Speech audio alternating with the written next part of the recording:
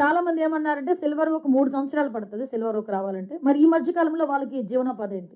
Silver oak కి 2.5 feet silver oak అవనియండి, మామిడి అవనియండి, what ever it maybe, ఏదైనా 2.5 ఫీట్ ఉంటుంది. ఇంటర్ క్రాప్ వేయొచ్చు, 3 మంత్స్ క్రాప్, 4 మంత్స్ క్రాప్స్ కూడా ఉన్నాయి. అవన్నీ కూడా ఈ రోజు మేము చేస్తున్నాం. జింజర్ ఇవ్వటం కానీ, జింజర్ కల్టివేషన్ వాళ్ళని ఒక అవగాహన కల్పించడం కానీ, పసుపు టర్మరిక్ కి సంబంధించింది కానీ, శనగలు ఇలాంటివి చేసే 3 మంత్స్ క్రాప్, 4 మంత్స్ క్రాప్స్ లో ఉండి వాళ్ళకి ఇవ్వటం ఒక ఎత్తు అయితే, ఏదైతే మనం సిల్వర్ ఓక్ ఇలాంటి ఆల్టర్నేటివ్ మొక్కలు మనం ఇస్తున్నామో వీటికి కూడా మెయింటెనెన్స్ కి ఒక్కొక్క ఎకరాకి దగ్గర దగ్గర 1,50,000 వాళ్ళకి అది మొక్కకి అది పిట్ చేయడానికి, నెక్స్ట్ వాళ్ళు పెంచడానికి, వీటన్నిటికీ కూడా సంబంధించి వాళ్ళకి డబ్బులు ఇచ్చే పరిస్థితి వచ్చింది. అంటే ఫినాన్షియల్ గా ఏ గిరిజనుడు కూడా ఇబ్బంది పడకూడదు, వాళ్ళు అదర్ యాంగిల్ లో ఆలోచించకూడదు అని ఒకే ఒక ఉద్దేశంతో ఈ రోజు చేస్తున్నాం. దానిలో కూడా మేము సక్సెస్ అయ్యామని చెప్పడానికి నిజంగా చాలా గర్వపడుతున్నామండి. ఇంచుమించు 2024 అంటే మా గవర్నమెంట్ వచ్చిన దగ్గర నుంచి 2024 ఎండింగ్ వరకు దగ్గర దగ్గర 68,625 కిలోలు గాంజా ధ్వంసం చేయడం జరిగింది. ఈ రోజు దీనికి సంబంధించి ప్రత్యేకంగా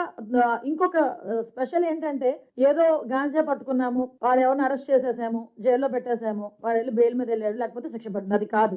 అసలు వీళ్ళ తాలూకా ఆర్థిక మూలాల మీద దెబ్బ కొట్టాలి. ఆర్థిక మూలాలు ఎందుకంటే వాడు ఇలా సంపాదించింది అక్కడ ఒక ఎసెట్ రూపంలో పెడతాడు. ఆ ఎసెట్ ని కనుక మనం సీజ్ చేయగలిగితే ఇలాంటి యాక్టివిటీస్ తగ్గుతాయని గౌరవ ముఖ్యమంత్రి గారి ఆదేశాల మేరకు ఈ రోజుకి దగ్గర దగ్గర 7 కోట్ల రూపాయలు పైగా ఆస్తులు సీజ్ చేయడం జరిగింది. నాకు తెలిసి దేశంలోనే ఫస్ట్ టైం ఈ రకంగా చేయటం, మన ఆంధ్రప్రదేశ్ చరిత్రలో ఫస్ట్ టైం కూడా ఆటోమేటిక్ గా. సో ఎప్పుడు కూడా ఆస్తుల వరకు వెళ్ళాలి, మేము ఆస్తుల వరకు వెళ్తున్నాం. ఇది గౌరవ ముఖ్యమంత్రి గారి ఆదేశాలు. ఇప్పుడు కింగ్ పిన్స్ ఎవరైతే ఉంటారో, ఇంకొకటి కూడా చాలా క్లియర్ గా చెప్తున్నాం, ఈ కింగ్ పిన్స్ ఎవరైతే ఉంటారో వీళ్ళ తాలూకా ఇప్పుడు ఒకటి దొరుకుతారు, దొరికిన తర్వాత ఇమీడియట్ గా వాళ్ళ తాలూకా ఆస్తులు జప్తు చేస్తున్నాం. వాళ్ళు వేరే వారి పేర్లు చెప్పినా, ఎక్కడి నుంచి వస్తుంది, హౌరిజన్ ఎక్కడి నుంచి వస్తుంది అని చెప్పినా, వాడన్నిటి మీద కూడా ఇన్వెస్టిగేషన్ చేస్తున్నాం.